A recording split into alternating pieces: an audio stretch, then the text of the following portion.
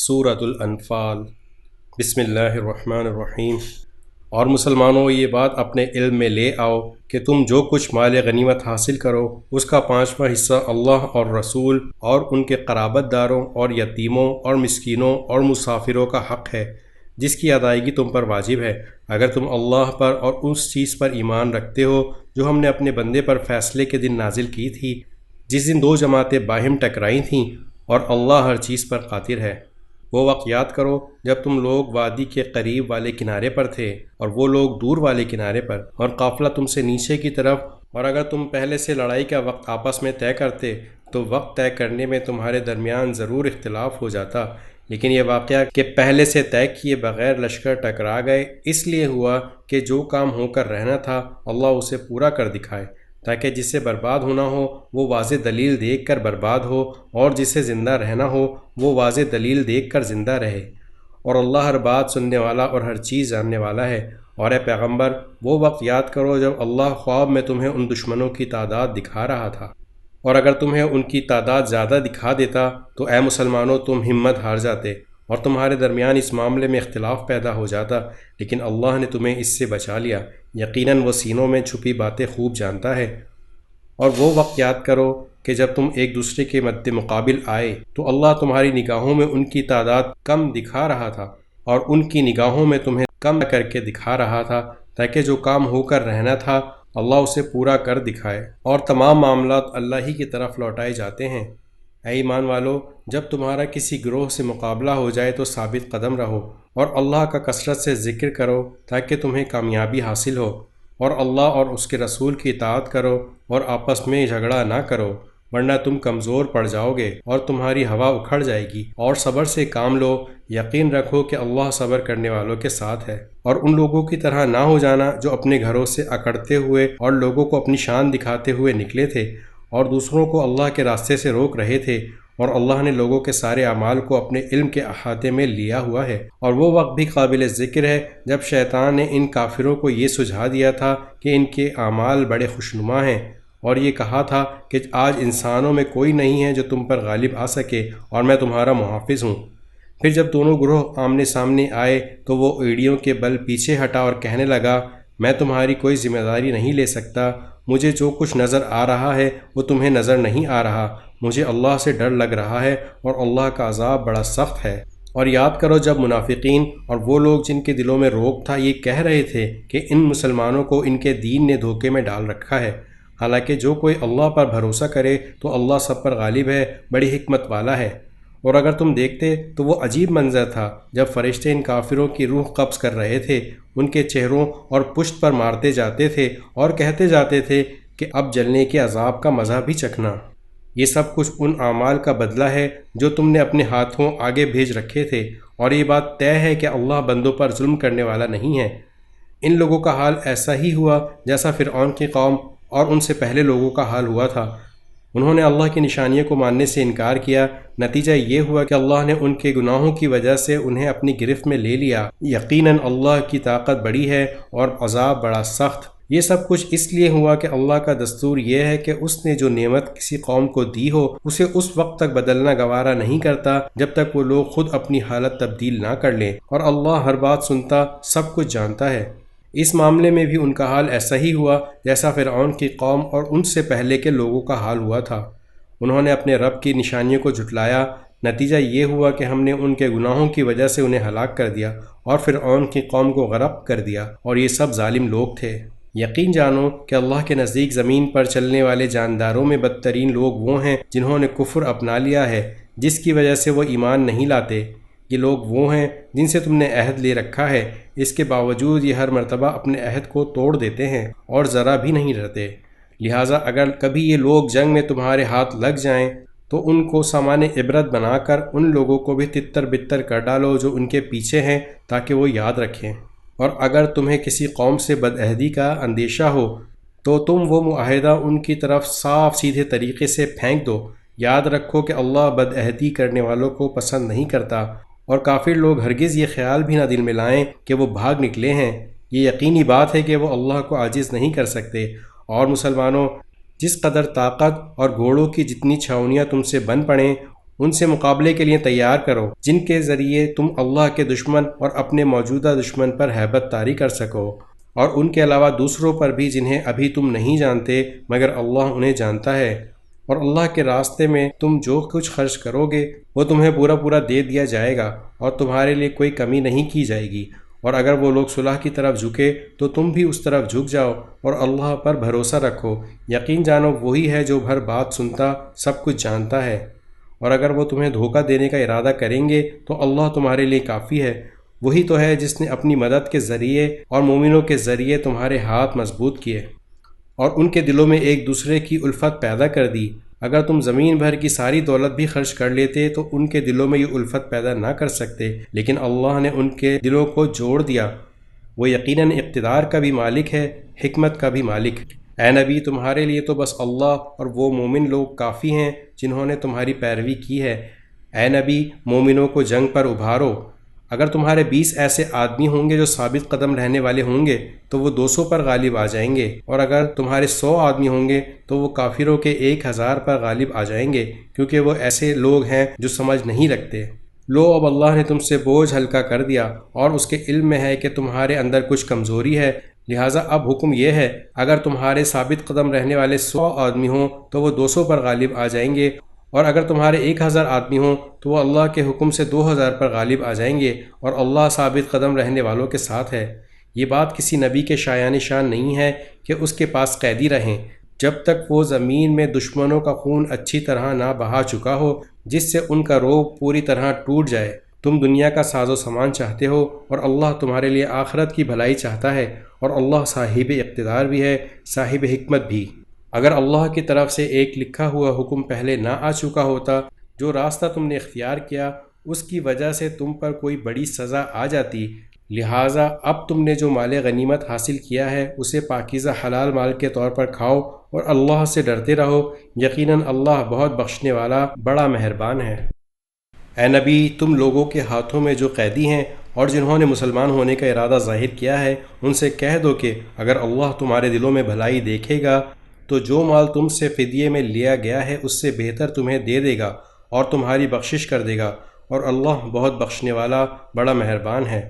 اور اگر ان لوگوں نے اے نبی تم سے خیانت کرنے کا ارادہ کیا تو یہ اس سے پہلے اللہ کے ساتھ خیانت کر چکے ہیں، جس کے نتیجے میں اللہ نے انہیں تمہارے قابو میں دے دیا، اور اللہ کا علم بھی کامل ہے، حکمت بھی کامل۔ جو لوگ ایمان لائے ہیں اور انہوں نے ہجرت کی ہے اور اپنے مالوں اور جانوں سے اللہ کے راستے میں جہاد کیا ہے، وہ اور جنہوں نے ان کو مدینہ میں آباد کیا اور ان کی مدد کی، یہ سب لوگ آپس میں ایک دوسرے کے ولی وارث ہیں۔ اور جو لوگ ایمان لے آئے ہیں مگر انہوں نے ہجرت نہیں کی، جب تک وہ ہجرت نہ کر لیں، اے مسلمانوں، تمہارا ان سے وراثت میں کوئی رشتہ نہیں ہے۔ ہاں، اگر دین کی وجہ سے وہ تم سے کوئی مدد مانگے تو تم پر ان کی مدد واجب ہے، سوائے اس صورت کے جب کہ وہ مدد کسی ایسی قوم کے خلاف ہو جس کے ساتھ تمہارا کوئی معاہدہ ہے، اور جو کچھ تم کرتے ہو اللہ اسے اچھی طرح دیکھتا ہے۔ اور جن لوگوں نے کفر اپنا رکھا ہے وہ آپس میں ایک دوسرے کے ولی وارث ہیں، اگر تم ایسا نہیں کرو گے تو زمین میں فتنہ اور بڑا فساد ہوگا۔ اور جو لوگ ایمان لے آئے اور انہوں نے ہجرت کی اور اللہ کے راستے میں جہاد کیا، وہ اور جنہوں نے انہیں آباد کیا اور ان کی مدد کی، وہ سب صحیح معنی میں مومن ہیں۔ ایسے لوگ مغفرت اور باعزت رزق کے مستحق ہیں۔ اور جنہوں نے بعد میں ایمان قبول کیا اور ہجرت کی اور تمہارے ساتھ جہاد کیا تو وہ بھی تم میں شامل ہیں، اور ان میں سے جو لوگ پرانے مہاجرین کے رشتہ دار ہیں وہ اللہ کی کتاب میں ایک دوسرے کی میراث کے دوسروں سے زیادہ حقدار ہیں، یقیناً اللہ ہر چیز کا پورا علم رکھتا ہے۔ سورۃ التوبہ۔ مسلمانوں، یہ اللہ اور اس کے رسول کی طرف سے دستبرداری کا اعلان ہے ان تمام مشرکین کے خلاف جن سے تم نے معاہدہ کیا ہوا ہے، لہٰذا اے مشرکو، تمہیں 4 مہینے تک اجازت ہے کہ تم عرب کی سرزمین میں آزادی سے گھومو پھرو، اور یہ بات جان رکھو کہ تم اللہ کو عاجز نہیں کر سکتے، اور یہ بات بھی کہ اللہ اب کافروں کو رسوا کرنے والا ہے۔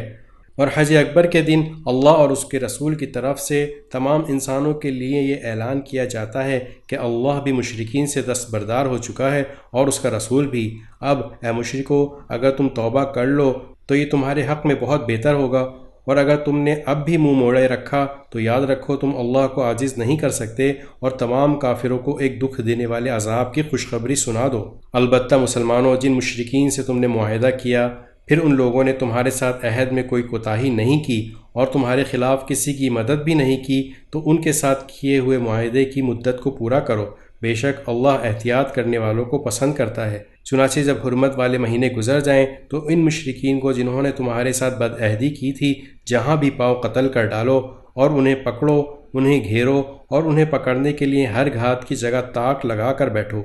ہاں اگر وہ توبہ کر لیں اور نماز قائم کریں اور زکوٰۃ ادا کریں تو ان کا راستہ چھوڑ دو، یقیناً اللہ بہت بخشنے والا بڑا مہربان ہے۔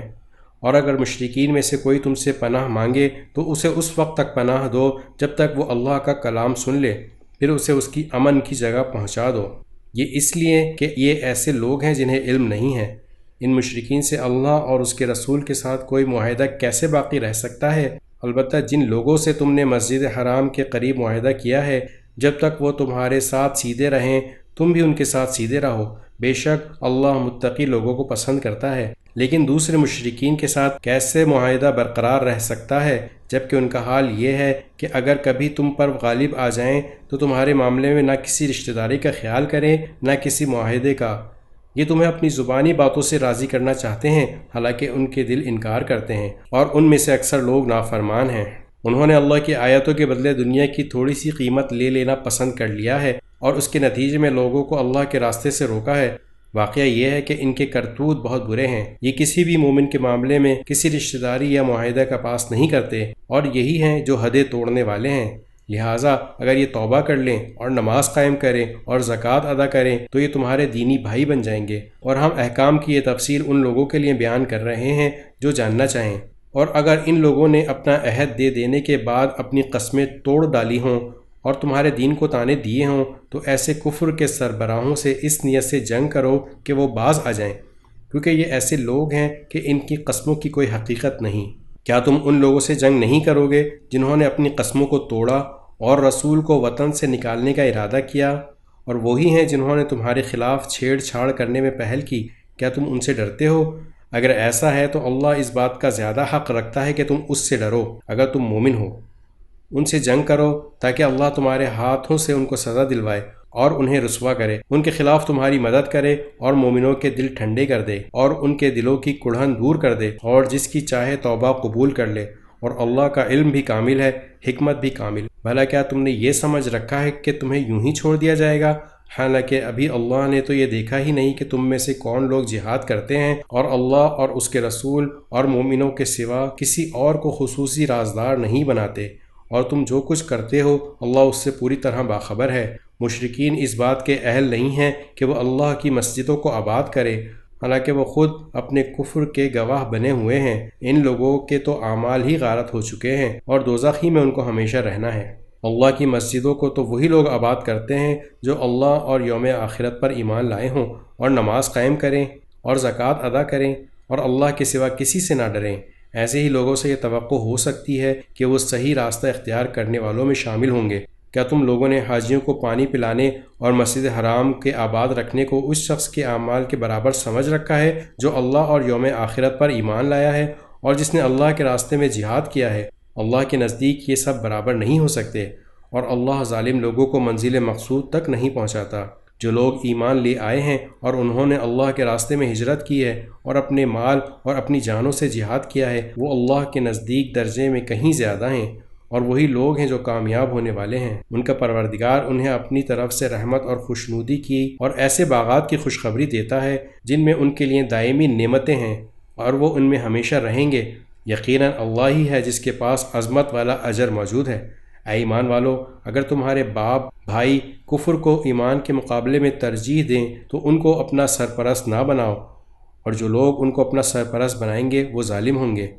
اے پیغمبر، مسلمانوں سے کہہ دو، اگر تمہارے باپ، تمہارے بیٹے، تمہارے بھائی، تمہاری بیویاں اور تمہارا خاندان اور وہ مال و دولت جو تم نے کمایا ہے اور وہ کاروبار جس کے مندہ ہو جانے کا تمہیں اندیشہ ہے اور وہ رہائشی مکان جو تمہیں پسند ہیں، تمہیں اللہ اور اس کے رسول سے اور اس کے راستے میں جہاد کرنے سے زیادہ محبوب ہیں، تو انتظار کرو یہاں تک کہ اللہ اپنا فیصلہ صادر فرما دے، اور اللہ نافرمان لوگوں کو منزل تک نہیں پہنچاتا۔ حقیقت یہ ہے کہ اللہ تعالیٰ نے تمہاری بہت سی مقامات پر مدد کی ہے، اور خاص طور پر حنین کے دن جب تمہاری تعداد کی کثرت نے تمہیں مگن کر دیا تھا، مگر وہ کثرت تعداد تمہارے کچھ کام نہ آئی، اور زمین اپنی ساری وسعتوں کے باوجود تم پر تنگ ہو گئی، پھر تم نے پیٹھ دکھا کر میدان سے رخ موڑ لیا۔ پھر اللہ نے اپنے رسول پر اور مومنوں پر اپنی طرف سے تسکین نازل کی اور ایسے لشکر اتارے جو تمہیں نظر نہیں آئے، اور جن لوگوں نے کفر اپنا رکھا تھا اللہ نے ان کو سزا دی،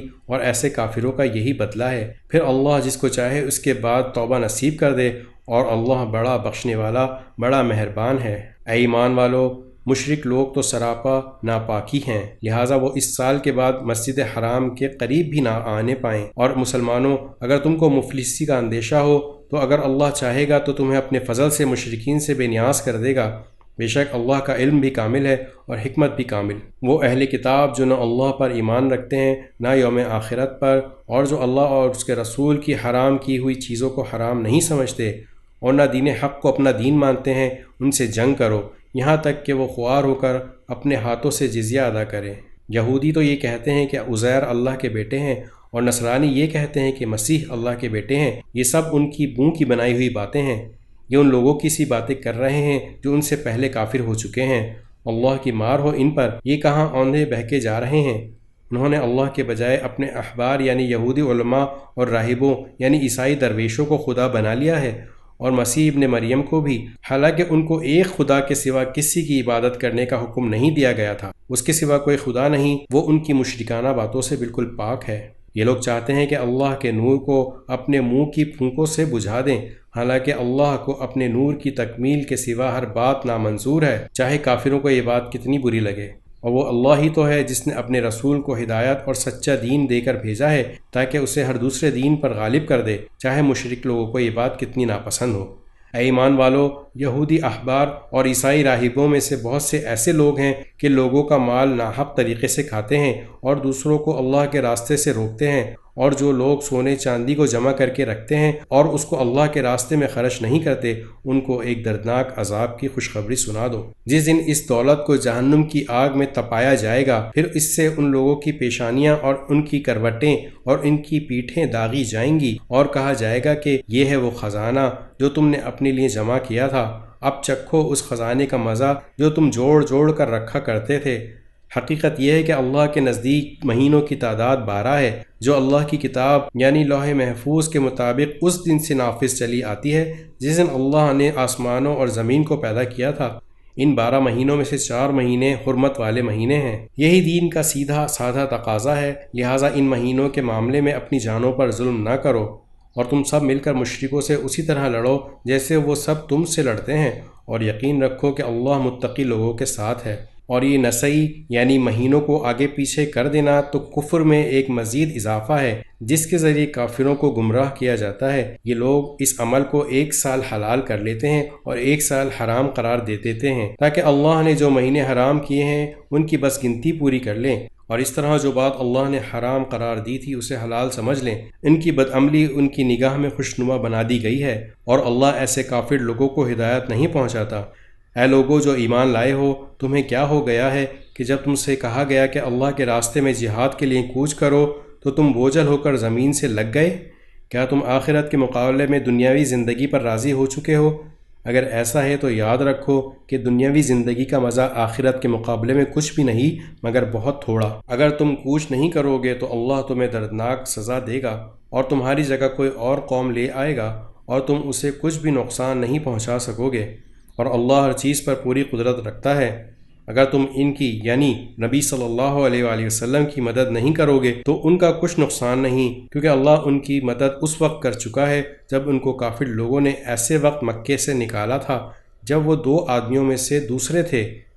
جب وہ دونوں غار میں تھے، جب وہ اپنے ساتھی سے کہہ رہے تھے کہ غم نہ کرو، اللہ ہمارے ساتھ ہے۔ چنانچہ اللہ نے ان پر اپنی طرف سے تسکین نازل فرمائی اور ان کی ایسے لشکروں سے مدد کی جو تمہیں نظر نہیں آئے، اور کافر لوگوں کا بول نیچا کر دکھایا، اور بول تو اللہ ہی کا بالا ہے، اور اللہ اقتدار کا بھی مالک ہے، حکمت کا بھی مالک۔ جہاد کے لیے نکل کھڑے ہو، چاہے تم ہلکے ہو یا بوجھل، اور اپنے مال و جان سے اللہ کے راستے میں جہاد کرو۔ اگر تم سمجھ رکھتے ہو تو یہی تمہارے حق میں بہتر ہے۔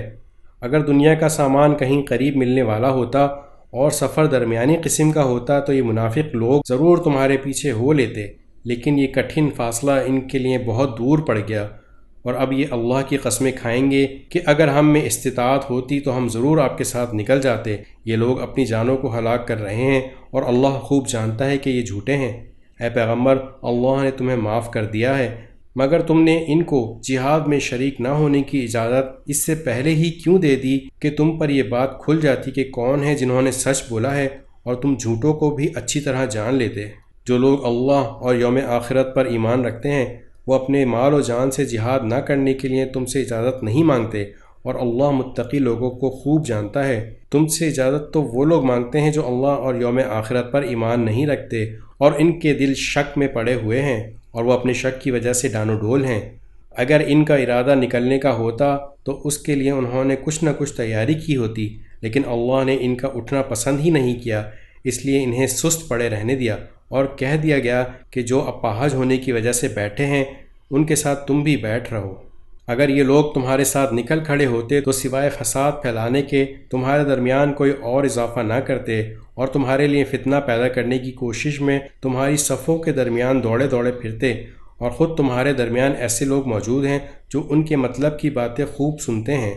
اور اللہ ان ظالموں کو اچھی طرح جانتا ہے۔ ان لوگوں نے اس سے پہلے بھی فتنہ پیدا کرنے کی کوشش کی ہے، یہ تمہیں نقصان پہنچانے کے لیے معاملات کی الٹ پھیر کرتے رہے ہیں، یہاں تک کہ حق آیا، اللہ کا حکم غالب ہوا اور یہ کڑتے رہ گئے۔ اور انہی میں سے وہ صاحب بھی ہیں جو کہتے ہیں کہ مجھے اجازت دے دیجئے اور مجھے فتنے میں نہ ڈالیے۔ ارے فتنے ہی میں تو یہ خود پڑے ہوئے ہیں، اور یقین رکھو کہ جہنم سارے کافروں کو گھیرے میں لینے والی ہے۔ اگر تمہیں کوئی بھلائی مل جائے تو انہیں دکھ ہوتا ہے، اور اگر تم پر کوئی مصیبت آ پڑے تو کہتے ہیں کہ ہم نے پہلے ہی اپنا بچاؤ کر لیا تھا، اور یہ کہہ کر بڑے خوش واپس چلے جاتے ہیں۔ کہہ دو کہ اللہ نے ہمارے مقدر میں جو تکلیف لکھ دی ہے ہمیں اس کے سوا کوئی اور تکلیف ہرگز نہیں پہنچ سکتی، وہ ہمارا رکھوالا ہے، اور اللہ ہی پر مومنوں کو بھروسہ رکھنا چاہیے۔ کہہ دو کہ تم ہمارے لیے جس چیز کے منتظر ہو وہ اس کے سوا اور کیا ہے کہ آخر کار دو بھلائیوں میں سے ایک نہ ایک بھلائی ہمیں ملے، اور ہمیں تمہارے بارے میں انتظار اس کا ہے کہ اللہ تمہیں اپنی طرف سے یا ہمارے ہاتھوں سزا دے۔ بس اب انتظار کرو، ہم بھی تمہارے ساتھ منتظر ہیں۔ کہہ دو کہ تم اپنا مال چاہے خوشی خوشی چندے میں دو یا بددلی سے، وہ تم سے ہرگز قبول نہیں کیا جائے گا۔ تم ایسے لوگ ہو جو مسلسل نافرمانی کرتے رہے ہو، اور ان کے چندے قبول کیے جانے میں رکاوٹ کی کوئی اور وجہ اس کے سوا نہیں ہے کہ انہوں نے اللہ اور اس کے رسول کے ساتھ کفر کا معاملہ کیا ہے، اور یہ نماز میں آتے ہیں تو کسمساتے ہوئے آتے ہیں، اور کسی نیکی میں خرچ کرتے ہیں تو برا مانتے ہوئے خرچ کرتے ہیں۔ تمہیں ان کے مال اور اولاد کی کثرت سے تعجب نہیں ہونا چاہیے، اللہ تو چاہتا ہے کہ انہی چیزوں سے ان کو دنیاوی زندگی میں عذاب دے اور ان کی جان بھی کفر ہی کی حالت میں نکلے۔ اور یہ اللہ کی قسمیں کھا کر کہتے ہیں کہ وہ تم میں سے ہیں، حالانکہ وہ تم میں سے نہیں ہیں، بلکہ وہ ڈرپوک لوگ ہیں۔ اگر ان کو کوئی اور پناہ گاہ مل جاتی یا کسی قسم کے غار مل جاتے یا گھس بیٹھنے کی کوئی اور جگہ تو یہ بے لگام بھاگ کر ادھر ہی کا رخ کر لیتے۔ اور انہی منافقین میں وہ بھی ہیں جو صدقات کی تقسیم کے بارے میں آپ کو طعنہ دیتے ہیں، چنانچہ اگر انہیں صدقات میں سے ان کی مرضی کے مطابق دے دیا جائے تو راضی ہو جاتے ہیں، اور اگر ان میں سے انہیں نہ دیا جائے تو ذرا سی دیر میں ناراض ہو جاتے ہیں۔ جو کچھ بھی انہیں اللہ اور اس کے رسول نے دے دیا تھا کیا اچھا ہوتا کہ یہ اس پر راضی رہتے، اور یہ کہتے کہ اللہ ہمارے لیے کافی ہے، آئندہ اللہ اپنے فضل سے انہیں نوازے گا اور اس کا رسول بھی، ہم تو اللہ ہی سے لو لگائے ہوئے ہیں۔ صدقات تو دراصل حق ہیں فقیروں کا، مسکینوں کا، اور ان اہلکاروں کا جو صدقات کی وصولی پر مقرر ہوتے ہیں، اور ان کا جن کی دلداری مقصود ہے، نیز انہیں غلاموں کو آزاد کرنے میں اور قرض داروں کے قرض ادا کرنے میں اور اللہ کے راستے میں اور مسافروں کی مدد میں خرچ کیا جائے۔ یہ ایک فریضہ ہے اللہ کی طرف سے، اور اللہ علم کا بھی مالک ہے، حکمت کا بھی مالک۔ اور انہی منافقین میں وہ لوگ بھی ہیں جو نبی کو دکھ پہنچاتے ہیں، اور ان کے بارے میں یہ کہتے ہیں کہ وہ تو سراپا کان ہیں۔ کہہ دو وہ کان ہیں ان چیزوں کے لیے جو تمہارے لیے بھلائی ہے، وہ اللہ پر ایمان رکھتے ہیں اور مومنوں کی بات کا یقین کرتے ہیں، اور تم میں سے جو ظاہری طور پر ایمان لے آئے ہیں ان کے لیے وہ رحمت کا معاملہ کرنے والے ہیں، اور جو لوگ اللہ کے رسول کو دکھ پہنچاتے ہیں ان کے لیے دکھ دینے والا عذاب تیار ہے۔ مسلمانوں، یہ لوگ تمہارے سامنے اللہ کی قسمیں اس لیے کھاتے ہیں تاکہ تمہیں راضی کریں، حالانکہ اگر یہ واقعی مومن ہوں تو اللہ اور اس کے رسول اس بات کے زیادہ مستحق ہیں کہ یہ ان کو راضی کریں۔ کیا انہیں یہ معلوم نہیں کہ جو شخص اللہ اور اس کے رسول سے ٹکر لے تو یہ بات طے ہے کہ اس کے لیے دوزخ کی آگ ہے جس میں وہ ہمیشہ رہے گا، یہ بڑی بھاری رسوائی ہے۔ منافق لوگ اس بات سے ڈرتے ہیں کہ مسلمانوں پر کہیں کوئی ایسی صورت نازل نہ کر دی جائے جو انہیں ان منافقین کے دلوں کی بات بتلا دے۔ کہہ دو اچھا تم مذاق اڑاتے رہو، اللہ وہ بات ظاہر کرنے والا ہے جس سے تم ڈرتے تھے۔ اور اگر تم ان سے پوچھو تو یہ یقیناً یوں کہیں گے ہم تو ہنسی مذاق اور دل لگی کر رہے تھے۔ کہو کہ کیا تم اللہ اور اس کی آیتوں اور اس کے رسول کے ساتھ دل لگی کر رہے تھے؟ بہانے نہ بناؤ، تم ایمان کا اظہار کرنے کے بعد کفر کے مرتکب ہو چکے ہو۔ اگر ہم تم میں سے ایک گروہ کو معافی دے بھی دیں تو دوسرے گروہ کو ضرور سزا دیں گے، کیونکہ وہ مجرم لوگ ہیں۔ منافق مرد اور منافق عورتیں سب ایک ہی طرح کے ہیں، وہ برائی کی تلقین کرتے ہیں اور بھلائی سے روکتے ہیں اور اپنے ہاتھوں کو بند رکھتے ہیں۔ انہوں نے اللہ کو بلا دیا ہے تو اللہ نے بھی ان کو بلا دیا ہے، بلا شبہ یہ منافق بڑے نافرمان ہیں۔ اللہ نے منافق مردوں اور منافق عورتوں اور تمام کافروں سے دوزخ کی آگ کا عہد کر رکھا ہے جس میں وہ ہمیشہ رہیں گے، وہی ان کو راس آئے گی۔ اللہ نے ان پر پھٹکار ڈال دی ہے اور ان کے لیے اٹل عذاب ہے۔ منافقوں تم انہی لوگوں کی طرح ہو جو تم سے پہلے ہو گزرے ہیں، وہ طاقت میں تم سے زیادہ مضبوط تر اور مال اور اولاد میں تم سے کہیں زیادہ تھے، چنانچہ انہوں نے اپنے حصے کے مزے اڑا لیے، پھر تم نے اسی طرح اپنے حصے کے مزے اڑائے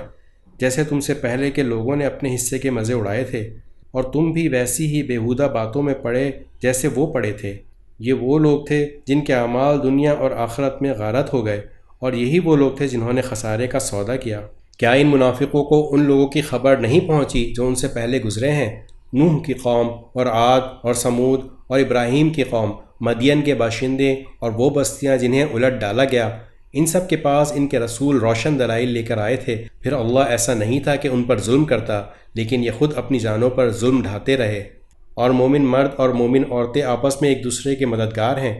وہ نیکی کی تلقین کرتے ہیں اور برائی سے روکتے ہیں، نماز قائم کرتے ہیں اور زکوٰۃ ادا کرتے ہیں اور اللہ اور اس کے رسول کی فرما برداری کرتے ہیں۔ یہ ایسے لوگ ہیں جن کو اللہ اپنی رحمت سے نوازے گا، یقیناً اللہ اقتدار کا بھی مالک ہے، حکمت کا بھی مالک۔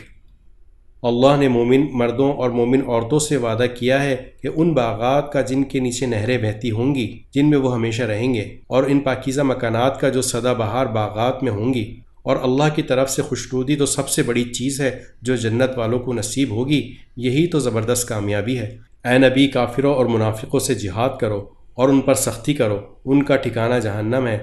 اور وہ بہت برا ٹھکانہ ہے۔ یہ لوگ اللہ کی قسمیں کھا جاتے ہیں کہ انہوں نے فلاں بات نہیں کہی، حالانکہ انہوں نے کفر کی بات کہی ہے، اور اپنے اسلام لانے کے بعد انہوں نے کفر اختیار کیا ہے۔ انہوں نے وہ کام کرنے کا ارادہ کر لیا تھا جس میں یہ کامیابی حاصل نہ کر سکیں، اور انہوں نے صرف اس بات کا بدلہ دیا کہ اللہ اور اس کے رسول نے انہیں اپنے فضل سے مالدار بنا دیا ہے۔ اب اگر یہ توبہ کر لیں تو ان کے حق میں بہتر ہوگا، اور اگر یہ منہ موڑیں گے تو اللہ ان کو دنیا اور آخرت میں دردناک عذاب دے گا، اور روئے زمین پر نہ ان کا کوئی یار ہوگا نہ مددگار۔ اور انہی میں وہ لوگ بھی ہیں جنہوں نے اللہ سے یہ عہد کیا تھا کہ اگر وہ اپنے فضل سے ہمیں نوازے گا تو ہم ضرور صدقہ کریں گے اور یقیناً نیک لوگوں میں شامل ہو جائیں گے، لیکن جب اللہ نے ان کو اپنے فضل سے نوازا تو اس میں بخل کرنے لگے اور منہ موڑ کر چل دیے۔ نتیجہ یہ کہ اللہ نے سزا کے طور پر نفاق ان کے دلوں میں اس دن تک کے لیے جما دیا ہے جس دن وہ اللہ سے جا کر ملیں گے، کیونکہ انہوں نے اللہ سے جو وعدہ کیا تھا اس کی خلاف ورزی کی، اور کیونکہ وہ جھوٹ بولا کرتے تھے۔ کیا انہیں یہ پتہ نہیں تھا کہ اللہ ان کی تمام پوشیدہ باتوں اور سرگوشیوں کو جانتا ہے، اور یہ کہ اس کو غیب کی ساری باتوں کا پورا علم ہے؟ اور یہ منافق وہی ہیں جو خوشی سے صدقہ کرنے والے مومنوں کو بھی طعنہ دیتے ہیں، اور ان لوگوں کو بھی جنہیں اپنی محنت کی آمدنی کے سوا کچھ اور میسر نہیں ہے، اس لیے وہ ان کا مذاق اڑاتے ہیں۔ اللہ ان کا مذاق اڑاتا ہے اور ان کے لیے دردناک عذاب تیار کیا ہے۔ اے نبی، تم ان کے لیے استغفار کرو یا نہ کرو، اگر تم ان کے لیے 70 مرتبہ استغفار کرو گے تب بھی اللہ انہیں معاف نہیں کرے گا، یہ اس لیے کہ انہوں نے اللہ اور اس کے رسول کے ساتھ کفر کا رویہ اپنایا ہے، اور اللہ نافرمان لوگوں کو ہدایت نہیں پہنچاتا۔ جن لوگوں کو غزوہ تبوک سے پیچھے رہنے دیا گیا تھا وہ رسول کے جانے کے بعد اپنے گھروں میں بیٹھے رہنے سے بڑے خوش ہوئے، اور ان کو یہ بات ناگوار تھی کہ وہ اللہ کے راستے میں اپنے مال و جان سے جہاد کریں، اور انہوں نے کہا تھا کہ اس گرمی میں نہ نکلو،